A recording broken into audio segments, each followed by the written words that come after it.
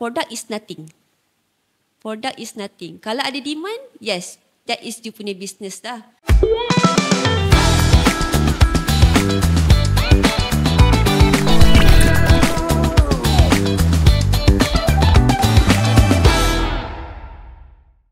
Hai, kembali lagi bersama host anda adalah kali ini dalam podcast episod ke-5 The Zik Digital. Okay, hari ini kita menampilkan seorang lagi tetamu yang mungkin ramai tak kenal, tapi salah seorang yang saya respect lah, dekat saya follow kat Twitter dah lama lah kan, dah lebih setahun saya follow. Okay, so tanpa masa mari kita berkenalan dengan seorang tetamu kita, seorang wanita yang tak kurang hebat dia kan, masih muda dan dah ada business I think almost more than 6 figures lah kan. I think dah capai dah lah. Dah capai dah kan. Right. Okay, so memang sangat saya sangat kagum. Okay. So sebelum tu mari kita mulakan. Kita minta Puan kenalkan diri. Okay. Okay, silakan. Okay, so Assalamualaikum. Nama saya Ain. Okay, saya selalu kalau di Twitter dikenali sebagai Ain Zahar lah. So ramai orang selalu tanya saya buat apa sebenarnya. Okay, so actually saya punya main ialah saya ialah skincare owner. Saya ialah reseller. Saya tak ada produk sendiri. Dah almost 3 to 5 years lah saya jual produk orang sahaja. So itu business main saya. At the side kadang-kadang saya tolong juga saya punya circle on business consultation lah, tapi tu tak serius lah. Itu bila-bila sajalah yang free macam itulah. Okay, so boleh dia tak nak beritahu nama tu. Okay, boleh tahu nama business tak? Okay, ada orang nak tahu nama brand brand apa Ain buat. Okay, so under saya punya business is My Skin Bazaar. So actually sekarang kita lebih kurang 10 brand and memang kita fokus dekat local sahaja. So mungkin kenapa orang tanya kenapa local sahaja? Sebab saya percaya untuk local brands dia dah formulate khas untuk rakyat Malaysia. And then this local brand, and then saya buat banyak research lah. Local brands ni lebih mesra pada pengguna. Maksudnya dari segi formulation, dari segi texture, dan kualiti dia macam setaraf antarabangsa, tapi harga sangat affordable. Macam itulah. Itu yang saya fokus hanya pada lokal lah. Macam tu. Okay. So memang jual produk skincare. Bukanlah ni kan. Okay. So kita nak tahu lah sebab bila dah I think you are at very young age kan. Maksudnya masih lagi muda daripada saya lah kan. Saya nampak very successful. Okay. So boleh tahu tak apakah you punya motivation? Kalau ada big why ke kan. So what drive you? Okay, untuk buat business ni kan. So boleh share dengan kami. Okay. Actually sebenarnya kalau big why tu sebenarnya saya ni jenis orang suka duit. Tu je big why saya. So macam mana ada peluang, kat situlah saya cubalah masuk kan. Cuma kalau dari segi big why tu is freedom. Ada orang dia punya freedom of time tu, okay, ataupun freedom tu dia definekan as money, time, ataupun kadang-kadang just untuk do whatever that they want lah. So freedom pada saya is freedom to have options. Okay, maksudnya contoh, saya ada freedom of time. Sebab saya bekerja sendiri, and then parents saya macam memang dah tua lah. So saya ada freedom of time untuk entertain diorang, bawa diorang pergi jalan-jalan. So that is my freedom of time. And then dulu saya dah bekerja dengan banyak company lah. So bila bekerja dengan orang, lain dengan bekerja dengan sendiri. Bila bekerja dengan sendiri, kita ada freedom of making decisions. Kita tak terikat, kita ada banyak masa untuk eksperimen dan sebagainya lah. That is big why saya is untuk ada freedom. Macam itulah. Okay, alright. So itulah bila kelebihan dari buat bisnes sendiri kan. Betul. Kita boleh buat apa yang kita suka. Tapi still kita kena buat keputusan yang betul lah kan. Betul. Bukanlah main tembak je kan. Nanti habis masa habis duit je. Betul. Okay. So saya nak tahu juga sebab tadi you kata you suka duit kan. Maksud saya pun sukalah duit. So bukan kita suka duit sebab kita boleh buat ada pilihan lah kan. Betul. Okay. So dalam banyak-banyak pilihan, kenapa Ain pilih nak buat dalam bidang skincare ni? Apa kenapa tak bidang lain? Okay. Kalau sebab kalau ikutkan, saya tak ingat the exact theory lah, tapi ada the triangle of life, which is dalam triangle tu is relationship, health and beauty, and another one is money. So dalam konteks tu, tiga ni dia evergreen. manusia akan selalu cari siapa je tak nak cantik, siapa tak nak sihat. And benda ni memang akan ada demand sepanjang masa. Dia evergreen. Kalau ikutkan dalam ada few research lah, health, education and beauty ni memang top 3 yang usually susah nak turun lah dia punya demand dia macam tu. So saya percaya yang untuk skincare and beauty ni memang akan ada demand lah. Cuma competition dia agak tinggi. Okay, so memang bila benda yang banyak, maksud market dah ada lah. Betul. Market dia dah ada. So tinggal macam mana bila nak buat bisnes, kita nak kena stand out kan. Sebab competition pun tinggi. Alright. Sebab the thing about beauty ni is too many options. So how kita nak give the best options pada kita punya target audience lah. Okay lah ya.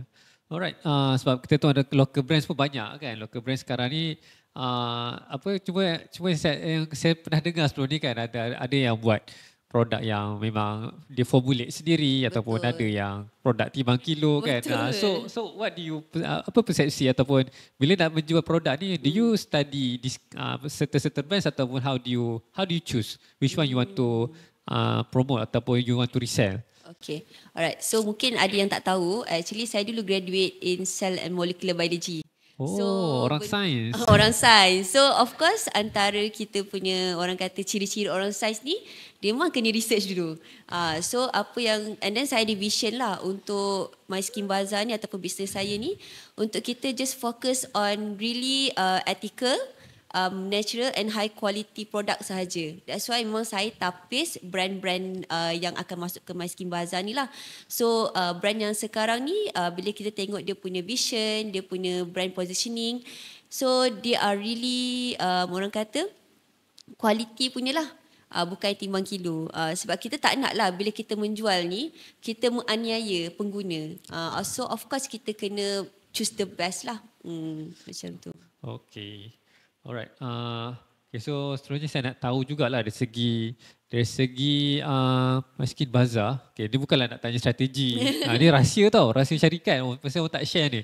Tapi okay, dari segi kita nampak sekarang ni dekat bila ada online ni, dia ada banyak channel kan. Betul.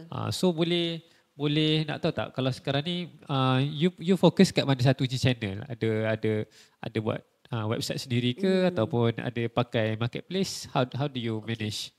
Kalau ni strategi yang saya rasa saya boleh share lah. Sebab saya rasa untuk yang beginners ataupun siapa yang baru nak start business, benda ni is antara basic ataupun something you tak boleh figure out which platform nak masuk. Yes. Bagi saya, go for many platform yang seboleh ni lah. Sebab kita, untuk siapa yang baru mula, kita nak awareness. So lagi banyak platform kita masuk, lagi orang akan nampak macam tu lah. Okay, so perbezaan antara tiga-tiga platform ni is actually diorang punya target audience and then diorang punya mechanical lah, mechanism diorang. So untuk website ataupun e-commerce, usually kita dah ada kita punya fan base sekali kat situ. So usually kat situ beauty points ataupun free shipping.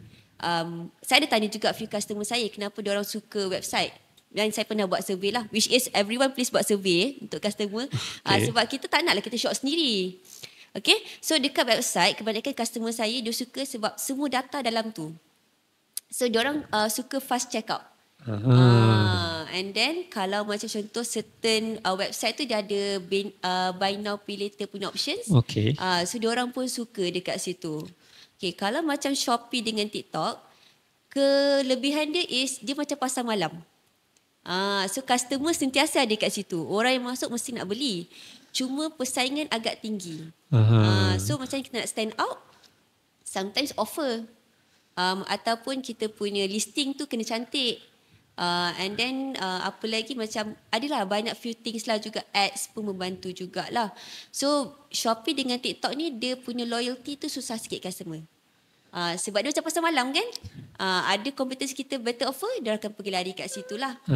So pentingnya kalau untuk siapa yang nak masuk ni, okay, boleh start dengan dulu Shopee and juga TikTok. Once dah dapat tu bawa ke website. Itu strategi yang kalau boleh semua orang buat lah. Sebab contoh saya pernah juga Shopee saya hampir kena ban. Shopee kena ban. Hampir kena ban. Kenapa dia ban? Sebab ada masalah listing, violation, kadang-kadang reporting kan. Okay. So kalau contoh Shopee tak ada, kita dah bina kita punya nama kat situ and kita tak ada backup. So what happened to our business?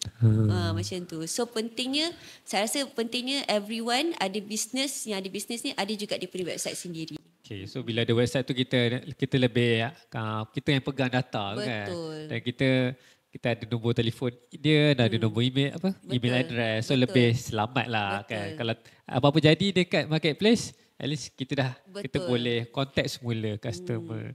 Okay. So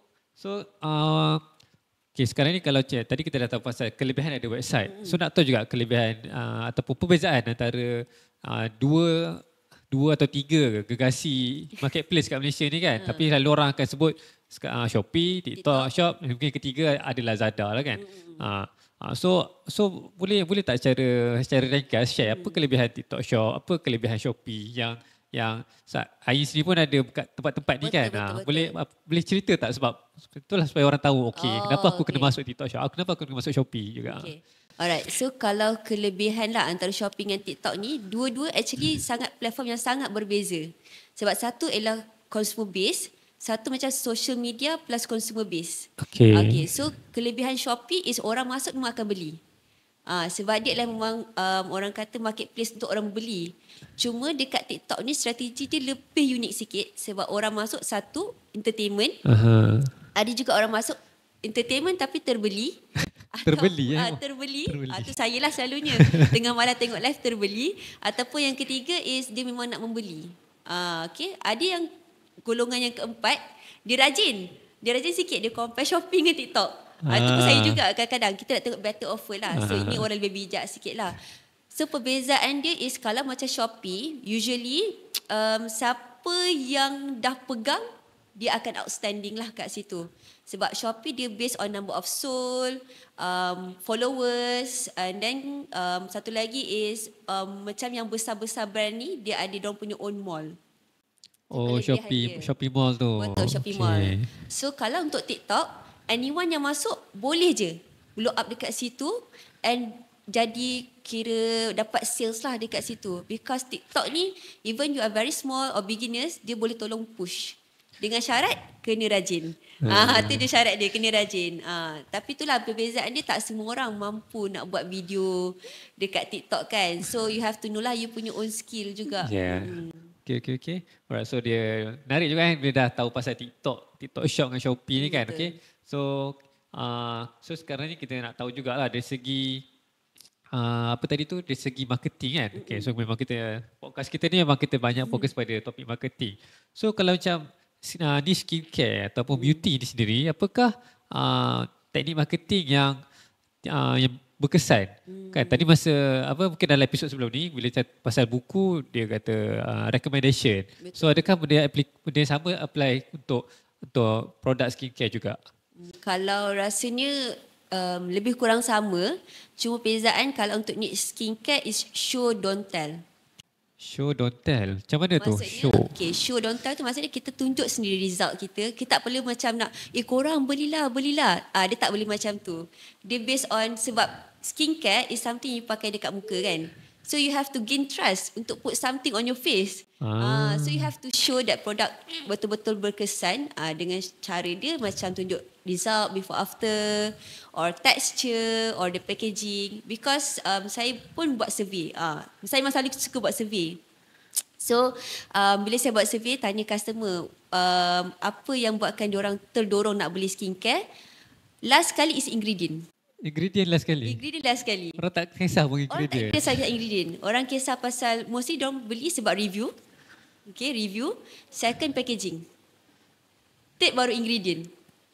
So, the thing about skincare ni is, diorang nak tengok review. So, kadang-kadang, tapi review pun kena berhati-hatilah. Sebab sekarang banyak sangat orang buat review. Yang tertipu fake, tertipu juga. So, as a user, kena macam kalau boleh carilah seller yang betul-betul boleh advice lah. Bukan just setakat okey je. Sebab you punya own skin, you have to be responsible for it lah. So as a seller, dia can just recommend lah macam tu. Okay. Alright. So makin menarik lah bila dah kita go deep sikit baru macam nampak beza marketing untuk different industry dia lain sikit dia punya approach dia. Okay, so kita akan berehat seketika dan kita akan kembali lagi selepas ini.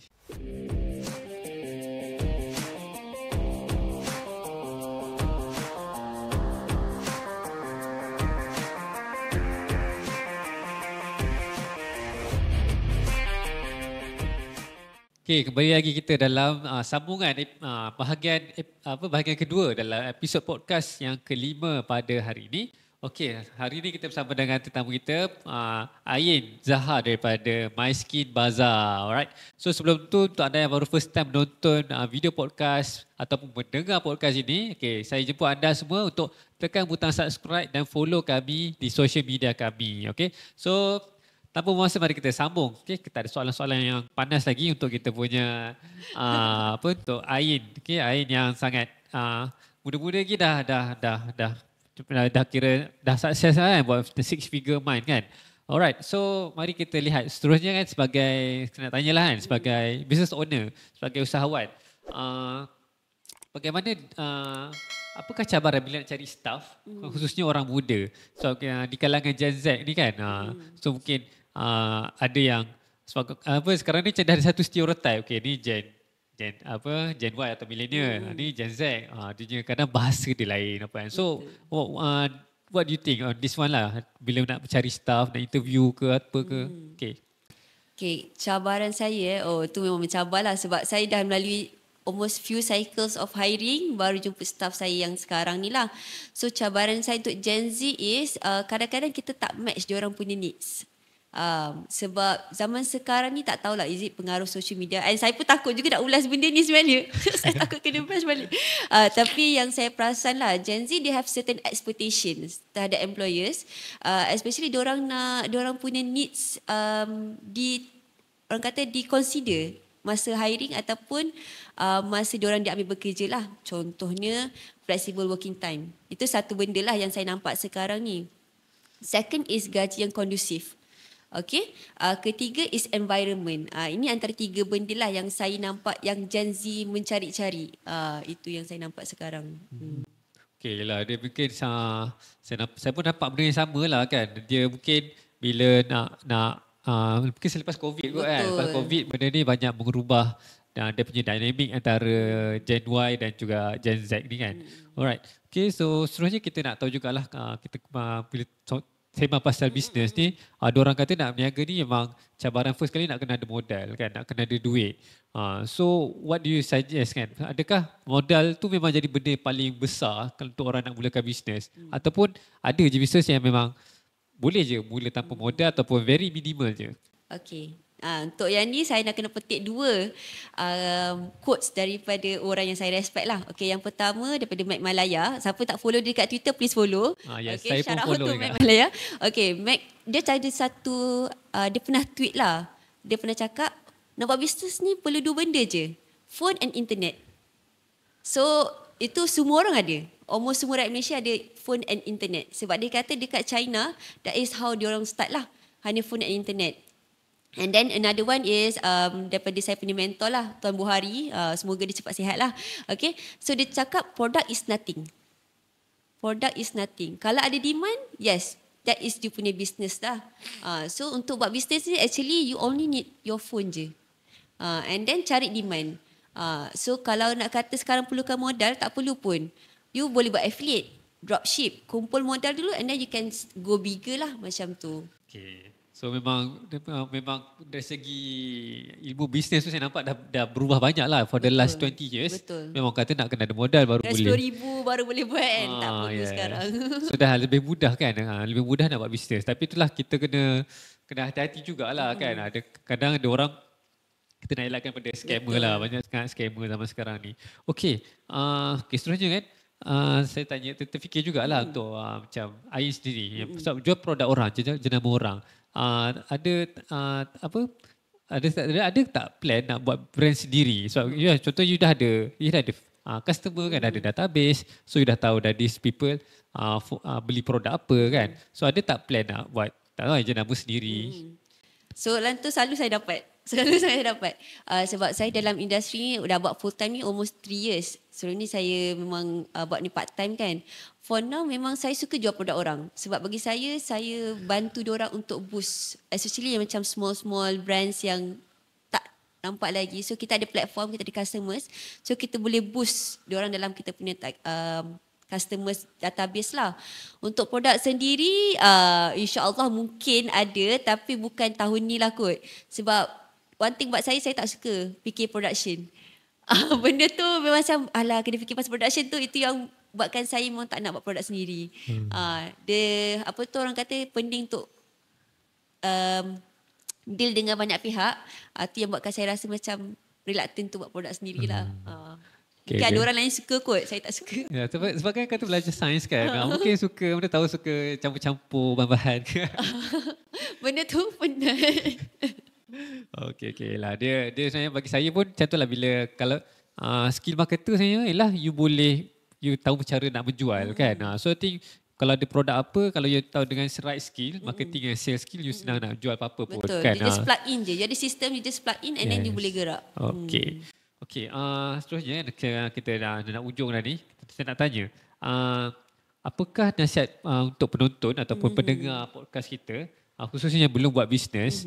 So adakah you suggest mereka lepas grad terus buat bisnes ke ataupun kerja dulu dengan orang ke? Okay, what is the best advice you can give to them? Kalau saya punya langkah is kerja dengan orang dulu. Sebab ada beza, even saya nampak pada circle saya sendiri, orang yang kerja, yang terus start business and kerja bawah orang. Sebab bila kita kerja bawah orang, actually kita ada satu stepping stone tau. Kita belajar diorang punya sistem company.